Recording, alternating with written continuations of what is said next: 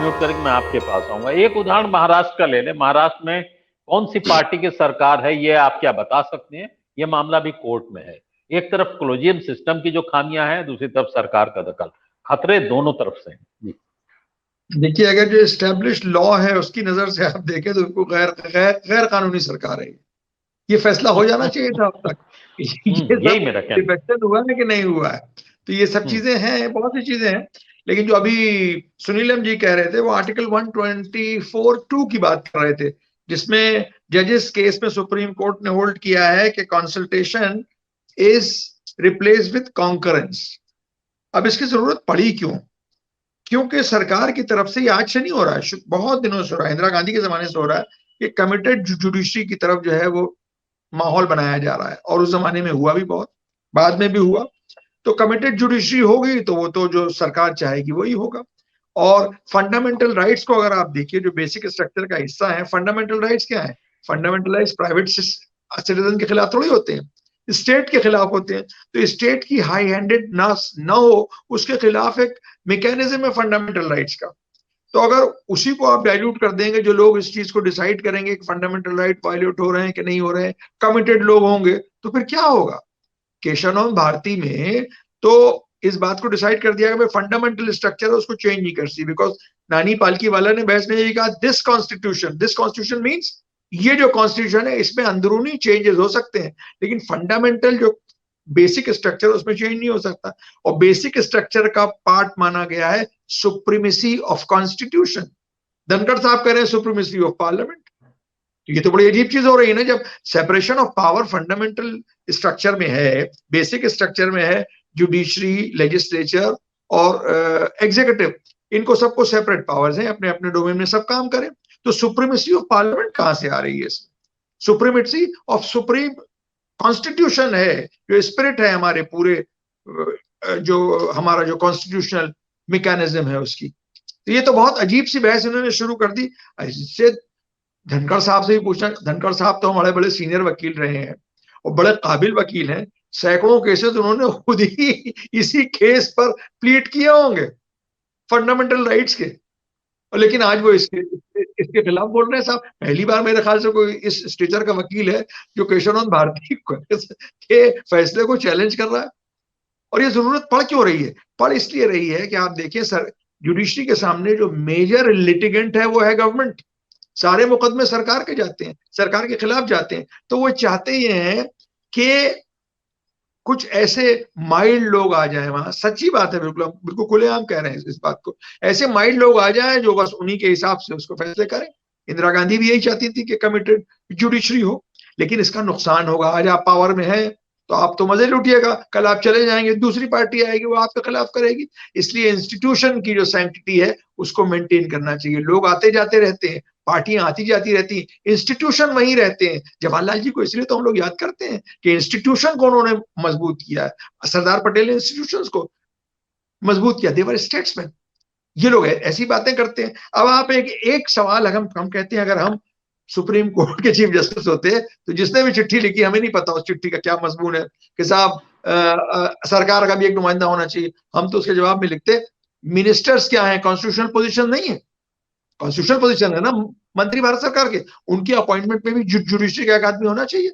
उस पर ट्रांसपेरेंसी क्यों नहीं आना चाहिए? कौन मिनिस्टर बनेगा कौन नहीं बनेगा, ये सवाल नहीं होना चाहिए। उसमें कोई ट्रांसपेरेंसी नहीं है। वो अपने प्राइम मिनिस्टर जिसको चाहे उसको आप बना दें मिनिस्टर। जिस पे क्रिमिनल केसेस हैं, जिसको चाहे आप टिकट दे दें, जो एक्यूज हो टेररिज्म का, उसमें कोई ट्रांसपेरेंसी नहीं है। जजेस में सारी ट्रांसपेरेंसी चाहिए। वो ट्रांसपेरेंसी के बहाने से वो एक सिर्फ ये एक मुखौटा है ट्रांसपेरेंसी। ये चाहते हैं कि अपनी तरह के लोगों को वहां पर अपॉइंट कर दें कि जो ये चाहे वही हो, क्योंकि बड़े फंडामेंटल इश्यूज हैं सुप्रीम कोर्ट के सामने। अब उस पर क्या फैसला करते हैं? अभी देखिए, जब वो नोटबंदी की बात आई तो कितनी बखिया उधेड़ी गई है। अभी चाहते हैं कि इस तरह का कोई आदमी हो ही नहीं। वो चाहते थे पहली ही हियरिंग में ये हो जाता कि भाई ये तो एडमिनिस्ट्रेटिव फंक्शंस हैं और फाइनेंशियल मैटर्स में इंटरफेयर नहीं करेंगे। ये बखिया नहीं उधेड़ी जाती। तो इस तरह का माहौल बनाने की कोशिश की जा रही है। जुडिशरी की सुप्रीमेसी बिल्कुल होनी चाहिए अपने काम में।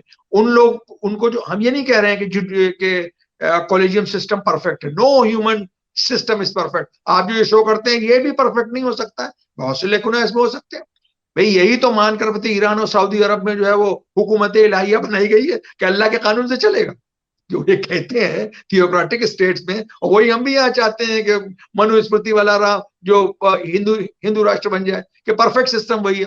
परफेक्ट सिस्टम कोई नहीं है, ये ह्यूमन सिस्टम है, इवॉल्व होते रहते हैं। अब सुप्रीम कोर्ट ने कहा कि कॉन्करेंस है उसका मतलब कॉन्सेंट्रेशन का, तो ये लॉ इवॉल्व हो रहा है, इसकी रिस्पेक्ट करनी चाहिए इसको। और धनखड़ साहब जैसे आदमी इतने बड़े वकील हैं और वो ये बात कह रहे हैं जो अरुण जेटली भी इस तरह नहीं कह पाए, रविशंकर प्रसाद भी इस तरह से तू मैं नहीं कर पाए, जो अब हो रही है जिज्जू साहब की तरफ से और धनखड़ साहब की तरफ से। जुडिशरी को पब्लिक देख क्या हो रहा है, अब ये हो गया है कि हर चीज को ये एक नैरेटिव में बदल देते हैं। इस जो इस वक्त पॉलिटिकल डिस्पेंसेशन है उसके पूरे आप वर्किंग को समझिए, ये हर चीज को एक पब्लिक नैरेटिव में बदल देते हैं। लोगों की नजरों में रोज रोज जो बहस आ रही है, इससे जुडिशरी की इमेज डिमीन हो रही है। अखबार पढ़ने वाले आदमी को सब चीजें इंट्रिकेसीज नहीं मालूम है, उसको लगता है जुडिशरी में कुछ ऐसा गड़बड़ हो रहा है, ऐसा भाई भाई आवाज बन गया है, ऐसा कुछ बन गया है कि बिल्कुल सही नहीं है जुडिशरी।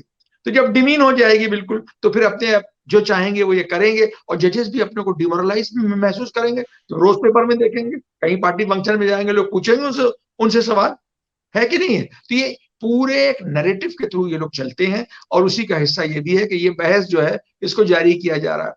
अब कह रहे हैं कि हमारा आदमी, तो हमारा आदमी जैसा हमने पहले कहा कि मिनिस्ट्रियल अपॉइंटमेंट्स में क्यों नहीं, वो भी तो एक कॉन्स्टिट्यूशनल फंक्शन है।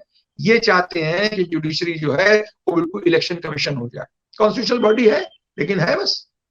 ये चाहते हैं इलेक्शन कमीशन की तरह से वो अपॉइंट की तरह से काम करे, और ये जुडिशरी को खुद ही अपनी बहुत स्ट्रांग स्पाइन इस वक्त दिखानी होगी, और पूरी लीगल फ्रेटर्निटी को, वकीलों को भी, कि इसमें हम आपको दखल नहीं देने देंगे, क्योंकि आप इस लायक नहीं है, आप जो करेंगे वो हमको मालूम है। आपसे मतलब सिर्फ आप नहीं है, बीजेपी नहीं, कांग्रेस भी है उसमें, उसमें सारी पार्टियां हैं। पार्टियां हमेशा यही चाहती है कि उनके हिसाब से जुडिशरी काम करे, क्योंकि आखिरी जो रिकोर्स है वो आम आदमी का क्या होता है, कोर्ट होती है ना, कोर्ट में जाके फैसला होता है। ये तो सुनते नहीं है, आप चिट्ठी लिखते रहिए, कोई मंत्री जवाब नहीं देगा, कहीं से कोई उस पर एक्शन नहीं होगा। जुडिशरी में आप जाते हैं तो आपको उम्मीद होती है कि कम से कम फैसला हक में नहीं हो तो बहस तो छिड़ेगी इस पर, आपकी बखिया तो उधेड़ी जाएगी। ये चाहते हैं कि कोई बोले ही नहीं इसमें, और बिल्कुल सब एक गवर्नमेंट डिपार्टमेंट की तरह से। जिज्जू साहब को समझना चाहिए कि सुप्रीम कोर्ट और हाई कोर्ट जो है वो लॉ लीगल जस्टिस डिपार्टमेंट नहीं है, वो लीगल डिपार्टमेंट और लॉ एंड जस्टिस मिनिस्ट्री जो है वो उनकी एडमिनिस्ट्रेटिव कामों में सहायता के लिए है, वो इंडिपेंडेंट बॉडी है, उसमें कोई दखल नहीं देना चाहिए। और जैसे वैसे ही जैसे जुडिशरी मंत्रियों का अपॉइंटमेंट पर कोई एक्सप्रेस नहीं कर सकती कि भाई ये मंत्री गलत हो गए, जिन पे क्रिमिनल चार्जेस हैं या जिनकी परफॉर्मेंस अच्छी नहीं। इनसे पूछिए, जिज्जू साहब से और धनखड़ साहब से पूछिए कि शिकायत क्या है। आप बताइए, ये बताइए ना क्या हो रहा है कॉलेजियम सिस्टम में, ऐसा क्या हो गया है, कौन ऐसे लोग हैं जिनका क्रिमिनल बैकग्राउंड है, कौन ऐसे लोग हैं जिन्होंने पैसे खाए हैं, ऐसा कोई आदमी अपॉइंट हुआ है? ये तो आप नहीं कह पाएंगे ना। बात यह है कि आपके मन मुताबिक फैसले नहीं हो पा रहे हैं, इसलिए आप चाहते हैं कि उसको चेंज करें, और ये बिल्कुल नहीं होना चाहिए। ये कॉन्स्टिट्यूशन के बिल्कुल खिलाफ होगा और कॉन्स्टिट्यूशन की हत्या के बराबर होगा अगर लेजिस्लेचर को इसमें और पार्लियामेंट को इसमें अगर दखल देने की इजाजत दी जाएगी, क्योंकि बेसिक स्ट्रक्चर ही यही है, सेपरेशन ऑफ पावर है, सब अपने अपने इलाकों में काम करो। लेकिन जुडिशियल रिव्यू भी बेसिक स्ट्रक्चर है, आप कानून बनाएंगे और वो अगर उसके कॉन्स्टिट्यूशन के संगत नहीं होगा तो हम उसे डिक्लेयर कर देंगे। जी अनिल जी अपने को अनम्यूट करिए। जी जी